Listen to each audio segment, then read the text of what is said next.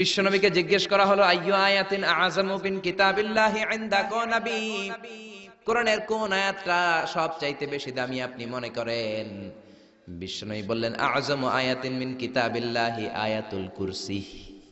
সুবহানাল্লাহ। আল্লাহর কোরআনের মধ্যে ৬৬৬৬ আয়াত, কারো বর্ণনা মতে ৬৬৩৬ আয়াত, আরেক বর্ণনা মতে আরেকটা রিওয়ায়াত পাওয়া যায় এই যতগুলো আয়াত কোরআনের মধ্যে আছে সবচাইতে দামি আয়াতের নাম আয়াতুল কুরসি, ঠিক কি না? এতগুলো আয়াত থাকতে এটার দাম এত বাড়লো কেন? এটার এত মর্যাদাপূর্ণ আয়াত কেন? ৫টা কারণে এই আয়াতের দাম বেশি। জোরে বলেন কয়টা? ১ নম্বরে আয়াতের মধ্যে রব্বুল আলামিন নিজের পরিচয় দিয়েছেন। একটা মাত্র আয়াত, কিন্তু এত সুন্দর করে চমৎকার করে রব্বুল আলামিন নিজের পরিচয়টা একটা আয়াতে দিয়েছেন। গোটা কোরআন তন্ন তন্ন করে তালাশ করলে আর কোন জায়গায় এত সুন্দর পরিচয় আল্লাহর পাওয়া যায় না। কোন সুবহানাল্লাহ। এজন্য এই আয়াতটার দাম এত বেশি। আবার এই আয়াতের মধ্যে রব্বুল আলামিন তাওহীদের কথা বলেছেন। কিসের কথা?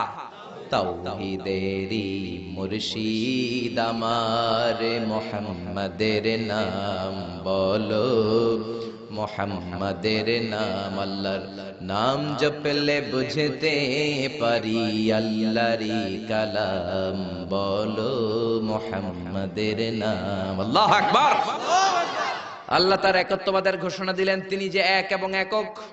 এই ঘোষণাটা আয়াতের মধ্যে আছে, এই জন্য আয়াতের মর্যাদা বাড়িয়ে দিয়েছে কে? আল্লাহ। আবার এই আয়াতের মধ্যে আল্লাহর 4টা সিফাতি নাম আছে। জোরে বলেন কয়টা?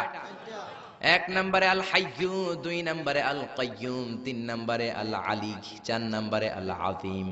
এই 4টা আল্লাহর সিফাতি নাম এই আয়াতের মধ্যে থাকার কারণে আয়াতের মর্যাদা বাড়িয়ে দিয়েছে কে? আল্লাহ। আবার এই একটা আয়াতে রব্বুল আলামিন তিনি যে কত ক্ষমতাবান, তার কুদরত যে কত বড়, তার জ্ঞানের সীমানা যে কত বড়, এগুলোর বর্ণনা দিয়েছেন। আবার এই আয়াতের মধ্যে আল্লাহ কুরসির বর্ণনা দিয়েছেন। কুরসি হচ্ছে পৃথিবীতে, মহাবিশ্বে আল্লাহ যে 4টা জিনিস সর্বপ্রথম তৈরি করেছে, আরশ, কুরসি, লৌহ, কলম, এই 4টা জিনিসকে মহাবিশ্বে আল্লাহ সর্বপ্রথম তৈরি করেছেন। এই কুরসির কথাও এই আয়াতের মধ্যে আছে না নাই? এই কুরসি শব্দটা থেকেই আয়াতের নামকরণ করা হয়েছে আয়াতুল কুরসি।